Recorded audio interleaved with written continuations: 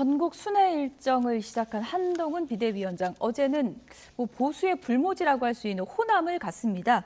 보수 정당 대표의 일종의 통과 의례라고 할까요? 호남 지역 방문, 어제 메시지 어떻게 들으셨습니까? 네, 저는 이제까지 보수 정당의 새로운 대표나 비대위원장이 취임하면 좀 어려운 숙제하듯이 광주를 찾는 모습을 많이 봤는데, 어제 같은 경우는 어려운 숙제가 아니라 한동훈 위원장이 훨씬 젊은 감성으로 호남 주민들에게 좀 직설적으로 다가가려고 노력하는 모습이 보였고요. 그래서 첫 번째 방문도 5.18과 관련된 유적지 이전에 광주의 독립운동을 기념하는 곳에서 먼저 참배하지 않았습니까? 그러니까 광주에 5.18만 있는 것이 아니라 우리가 기려야 될 다른 좋은 가치도 많다는 것을 굉장히 좀 담대하게 과감하게 보여준 것 같아요. 이게 기존에 좀 수세에 몰려있는 보수당 지도자들 입장에서는 선뜻 시도하기 힘든 행보이고 일정이거든요. 그러니까 한동훈 위원장이 말한 것처럼 5.18이 있었던 1980년도에 본인은 유치원생에 불과했다. 그러니 산업화와 민주화 우열을 따지지 않고 그 선배들에게 또 어른들에게 우리가 좋은 결실만 나눠 먹은 세대로서 감사함을 가지고 있다. 고마움은 있지만 부채의식이 없다는 말처럼 여기에 대해서 어떤 역사적 부채의식이 별로 없기 때문에 좀 더 대담한 행보를 계속 해나갔던 것 같습니다. 이런 모습들이 오히려 호남 주민분들에게는 신선하게 다가왔던 것 같고요. 5.18 정신의 헌법 전문 수록과 관련된 기자들의 질문에도 명쾌하게 그렇게 되는 것이 우리 헌법을 훨씬 더 풍요롭게 만들 것이라고 본다라고 대답을 했어요. 뭔가 조건부를 달거나 우물쭈물하지 않았거든요. 이런 부분들도 첫술에 배부를 수는 없지만 호남에게 다가가는 진정성 있는 행보의 첫 단추로는 잘 깨었다는 평가를 받을 것 같습니다. 5.18 정신 헌법 수록 적극적으로 찬성한다. 네. 이렇게 이제 명쾌하게 밝혔는데 앞서 김기현 전 대표 방문 때보다 좀 더 진전된 입장 아니냐 이런 또 시각도 있더라고요.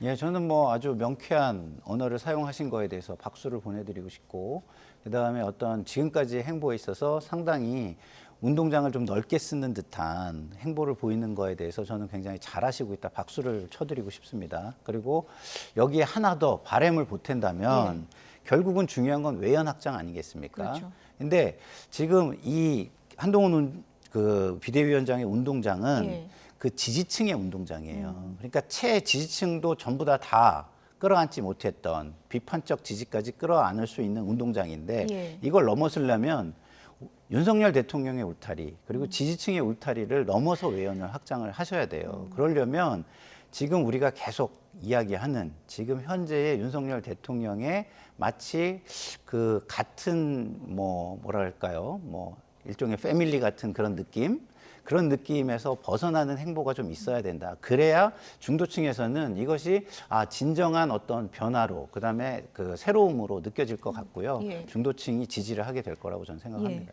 광주와 호남에서 꼭 당선되고 싶다 이렇게 얘기를 했는데, 이게 어떻게 보면 한동훈 비대위원장의 성패를 결정짓는 게 이제 외연 확장 여부라고 할 수 있는데, 이게 이제 어떻게 보면은 이 마음을 본인이 진심이라고 해도 어떤 행보를 앞으로 하느냐가 좀 관건 아니겠습니까? 네, 그리고 어제 광주에서 눈에 띈 것은 호남이었음에도 불구하고 굉장히 많은 인파가 또 몰렸다는 건데요. 사실 광주에도 보수 정당 지지하는 분들이 꽤 있습니다. 그렇군요. 다만 분위기가 안 좋을 때는 선뜻 국민의힘 행사에 참여하기도 좀 머뭇거려지고, 어디 가서 내가 그래도 나는 민주당보다는 국민의힘이 나은 것 같아라고 말하기 어려운 분위기가 있어요.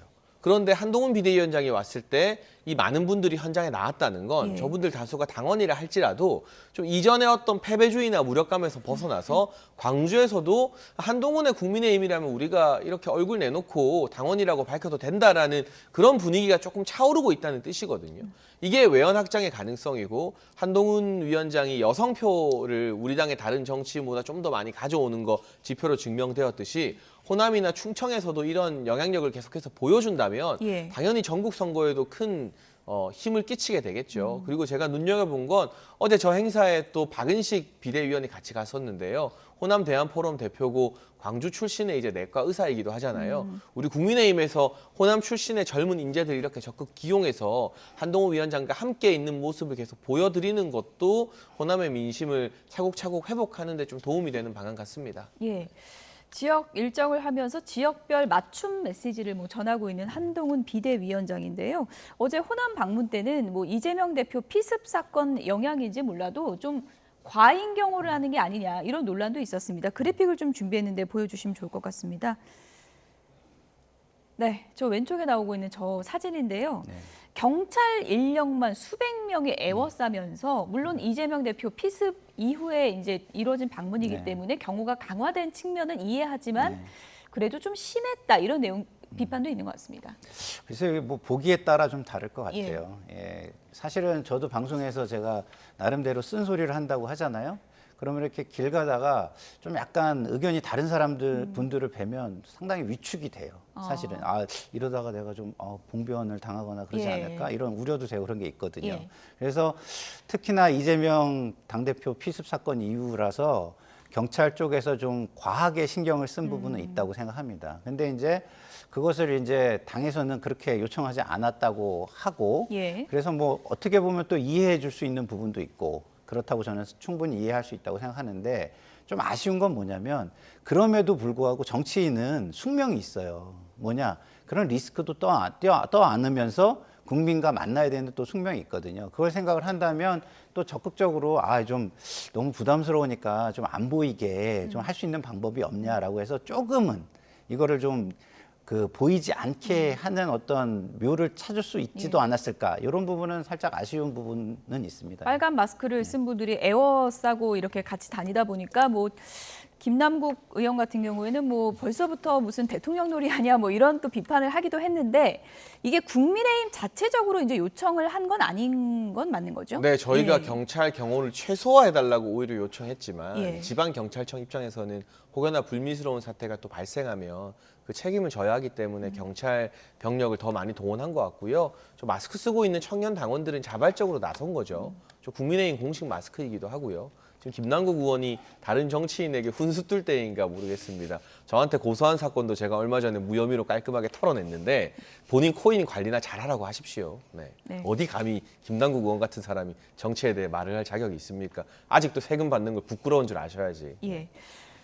뭐 이렇게 사감을 좀 드러내셨기 때문에 또 고소하시면 또 마무리하면 무혐의 좀 나올 문제가 될것 거라서 같아서 네, 김남국 자연스럽게 말할 수 있습니다. 김남국 의원이 뭐 네. 정확한 워딩을 제가 전해드리면 차기 대통령 다 된 것 같다 이렇게 또 비판을 하기도 했는데 한동훈 위원장이 이제 지역 밀착 행보 같은 것들이 좀 주목을 받다 보니까 저런 모습이 한동훈 위원장에게도 좀 이미지에 좋지 않을 수도 있는 부분 있는 거 아닙니까?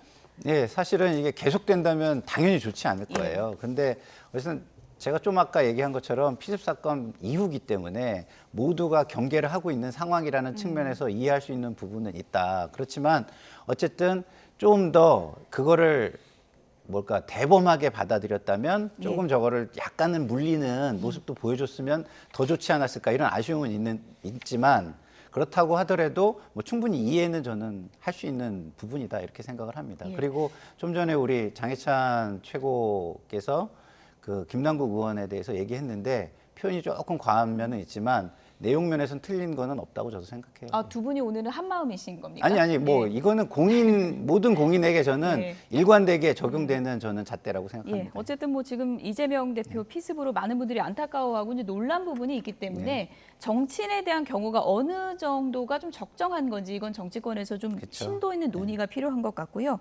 한동훈 비대위원장의 새 광폭 행보가 이어지고 있는 상황인데 지지율 추이에는 또 어떤 영향이 있는지도 잠시 분석을 해보겠습니다. 먼저 보여주시죠.